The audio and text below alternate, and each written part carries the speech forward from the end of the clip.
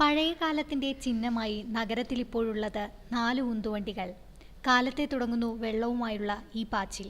കോഴിക്കോട്ടെ നഗരപാതകൾ കൺതുറക്കുമ്പോൾ കാണുന്ന കൗതുകമുണർത്തുന്ന കാഴ്ചയാണിത്. 100 വണ്ടികൾ ഉണ്ടായിരുന്നിടത്ത് 4 വണ്ടികൾ അവശേഷിക്കുന്നു. മാറുന്ന കാലത്തിനനുസരിച്ച് പുതിയ തൊഴിൽ തേടി മറ്റുള്ളവർ പോയെങ്കിലും കാലത്തെ തോൽപ്പിച്ചുകൊണ്ട് ഇവർ ഓട്ടം തുടരുകയാണ്. എത്ര നാളെന്നറിയില്ല. ഈ വണ്ടികൾ ഇവർക്ക് പാരമ്പര്യമായി കിട്ടിയതാണ്. വണ്ടിക്കാരുടെ നല്ല മനസ്സ് മാത്രമാണ് വണ്ടിയിലെ ഇന്ധനം. 500 ലിറ്റർ വെള്ളവുമായി ഓരോ വണ്ടിയും മാനാഞ്ചിറയിൽ നിന്നും കിലോമീറ്ററുകൾ താണ്ടി മാവൂരിലും പാളയത്തും വരെ എത്തുന്നു. അനേകം ചെറുകടകളും ചെറുകിട വ്യവസായ സ്ഥാപനങ്ങളും ഈ ഉന്തുവണ്ടികളുടെ വരവും കാത്തിരിക്കുന്നുണ്ട്. ഇന്നും പെട്രോൾ വാഹനങ്ങളുടെയും പൈപ്പ് ലൈനുകളുടെയും പരിഗണന കിട്ടാത്ത കുന്നിൻപുറങ്ങളിലെ വീടുകൾ സഹായം തേടുന്നത് ഇവരോടാണ്.